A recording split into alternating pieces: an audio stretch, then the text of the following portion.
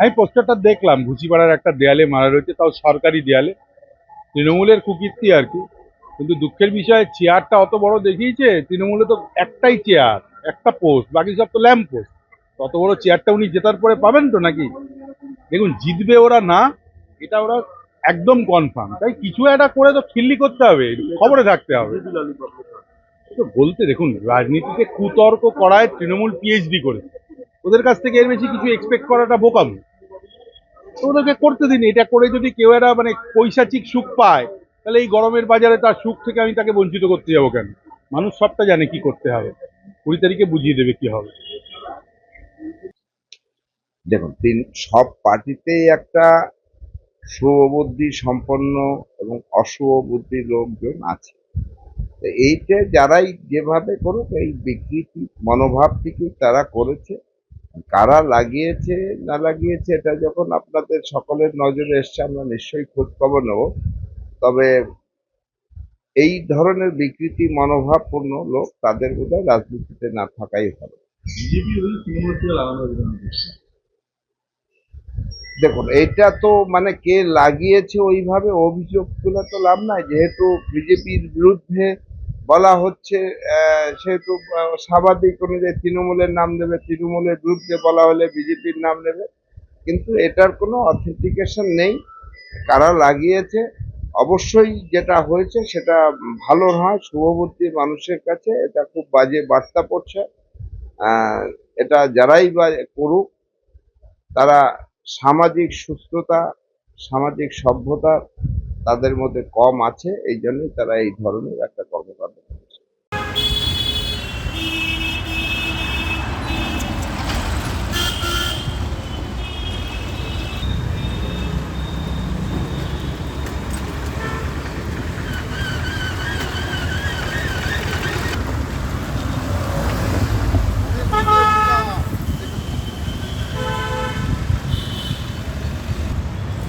শুনেছি।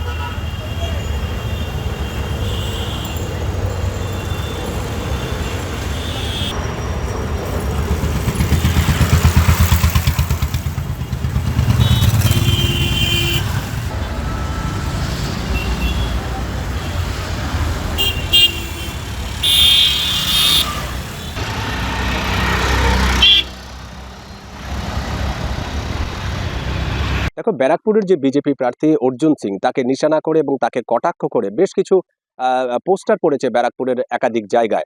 আমরা যেটা দেখতে পেয়েছি যে বেশ কিছু পোস্টার পড়েছে, যেখানে এই অর্জুন সিংকে পল্টু সিং নামে আখ্যায়িত করা হয়েছে এবং তার ছবি সেই পোস্টারের মধ্যে আঁকানো হয়েছে এবং তাকে রাজ্যের বিরোধী দলনেতা শুভেন্দু অধিকারী তাকে তার হাতে লালিপপ তুলে দিচ্ছেন এবং তাদের দুইজনের ঠিক পিছনেই পার্থ ভৌমিকের ছবি আঁকা রয়েছেন এবং সেখানে দেখানো হয়েছে যে পার্থ ভৌমিক তিনি ইতিমধ্যে সাংসদ নির্বাচিত হয়েছেন এবং সাংসদের চেয়ারে বসে তিনি সেই জিনিসটি প্রত্যক্ষ করছেন এবং এক প্রকার মজা লুটছেন এবং পিছনে সংসদের ছবি ঠিক অর্জুন সিং এর পিছনে ব্যারাকপুর একটি স্টেশনের ছবি।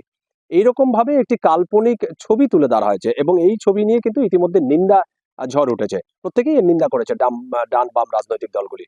এবং এই ঘটনার পর বিজেপির যেই সাংগঠনিক জেলার ব্যারাকপুর সাংগঠনিক জেলার যে মুখপাত্র আবিষ্কার ভট্টাচার্য, তিনি কিন্তু তৃণমূলকে নিশানা করেছেন। তিনি বলেছেন যে তার অভিযোগ যে তৃণমূলের এই কাজ করেছে, তৃণমূলের এটাই কালচার, কোথাও তাদের কাছ থেকে এর থেকে ভালো কিছু আশা করা যায় না। তিনি এও বলেছেন যে এই কেন্দ্র থেকে তৃণমূল যে হারছে এক প্রকার নিশ্চিত এবং সেটি তারা বুঝতে পেরেছেন এবং সেই কারণেই তারা এই ধরনের কাজ করে তারা প্রচারের আলোয় থাকতে চাইছেন।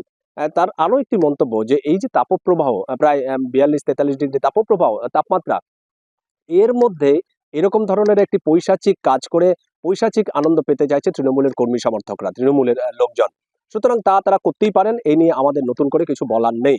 এটি হচ্ছে বিজেপির বক্তব্য। এই ঘটনা যে তীব্র নিন্দা করেছেন তৃণমূলও, কারণ তৃণমূলের দিকে যেহেতু অভিযোগের আঙুল উঠেছে, তাই তৃণমূল নেতা এবং ব্যারাকপুর পৌরসভার যে চেয়ারম্যান উত্তম দাস, তিনি এই ঘটনার তীব্র নিন্দা করেছেন। বলেছেন তৃণমূল হয়তো অভিযোগ করতে পারে বিজেপিকে, বা বিজেপি হয়তো তৃণমূলকে অভিযোগ করতে পারে, কিন্তু বিষয়টি তা নয়। বিষয়টি হচ্ছে যে বা যারা এই কাজ করেছে বা করে থাকতে পারে, তারা অত্যন্ত নিন্দা একটা কাজ করেছে এবং কুরুচিকর মানে একটা খারাপ মনের একটা পরিচয় দিয়েছে। সুতরাং এই কাজকে কোনোভাবেই সমর্থন করা যায় না।